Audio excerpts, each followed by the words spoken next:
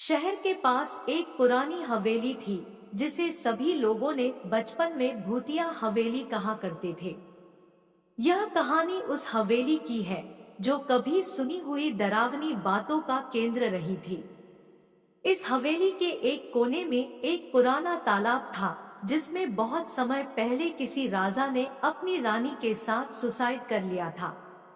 इस घटना के बाद से कहते हैं कि उनकी आत्मा तालाब के चारों ओर घूमती रहती है। एक रात एक नौकर नामक युवक ने नए मालिक के लिए काम करने का फैसला किया।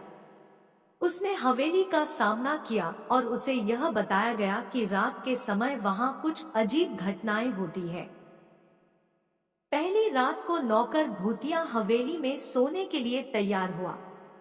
धीरे धीरे रात बढ़ती गई और उसने अच्छी तरह से सोने की कोशिश की।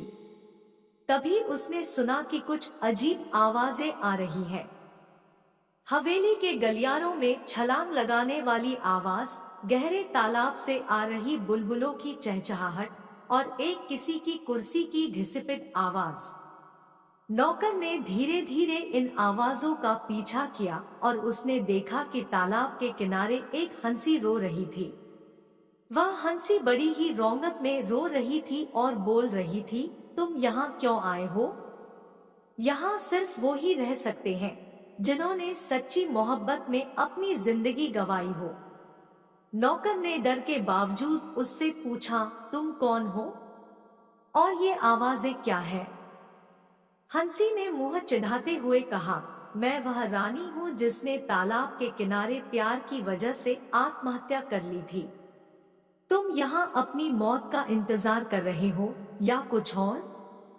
नौकर ने समझा कि उसकी जिंदगी का उद्दीपन कुछ और है। उसने रानी के साथ बिताए गए कुछ पलों के बाद आत्मा को शांति मिली और हवेली में वापस अमन बस गया। इसके बाद नौकर ने अपनी जिंदगी में सही दिशा में कदम बढ़ाया और हवेली के बारे में लोगों को सच्चाई बताई। उसकी यह कहानी सबको यह सिखाती है कि कभी-कभी डर के पीछे एक सच्चा और हृदयस्पर्शी कहानी छुपी होती है।